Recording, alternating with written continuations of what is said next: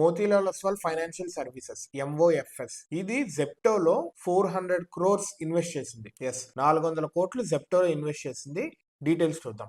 మోతీలాల్ వాళ్ళు ఏం చెప్తున్నారంటే వీళ్ళు జెప్టోలో 7.54 crore సిసిపిఎస్ అంటే compulsory convertible preference shares 7.4 crore కొన్నారు 400 కోట్లు పెట్టి. అయితే జెప్టో 2024లో FY 2024లో 4,455 crore టర్న్ ఓవర్ చేసింది.